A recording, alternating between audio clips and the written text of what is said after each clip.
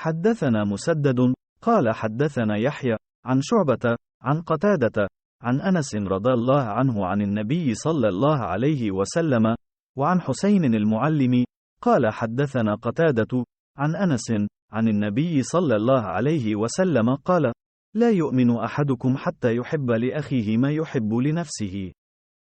Narrated Anas, the Prophet صلى الله عليه وسلم said, none of you will have faith till he wishes for his Muslim brother what he likes for himself.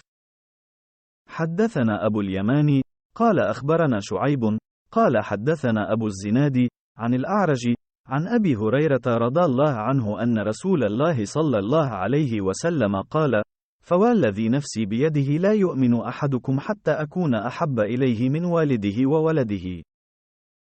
Narrated Abu Huraira, Allah's Messenger, said, by him in whose hands my life is, none of you will have faith till he loves me more than his father and his children.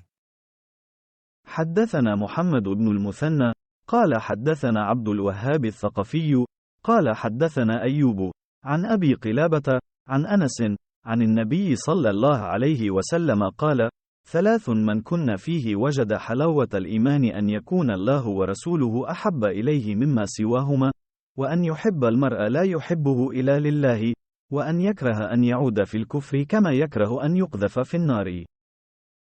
Narrated Anas, the Prophet, said, whoever possesses the following three qualities will have the sweetness, delight, of faith. 1. The one to whom Allah and His Apostle becomes dearer than anything else. 2. Who loves a person and he loves him only for Allah's sake. 3. Who hates to revert to atheism, disbelief, as he hates to be thrown into the fire. حدثنا أبو الوليد قال حدثنا شعبة قال أخبرني عبد الله بن جبر قال سمعت أنسا عن النبي صلى الله عليه وسلم قال: آية الإيمان حب الأنصار وآية النفاق بغض الأنصار. Narrated Anas, the Prophet, said, love for the Ansar is a sign of faith and hatred for the Ansar is a sign of hypocrisy.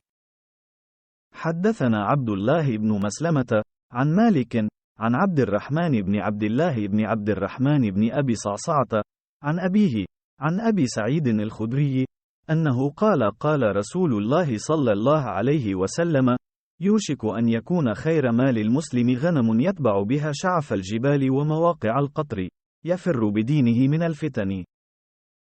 Narrated Abu Said al-Khudri, Allah's Messenger, said, time will soon come when the best property of a Muslim will be sheep which he will take on the top of mountains and the places of rainfall, valleys, so as to flee with his religion from afflictions.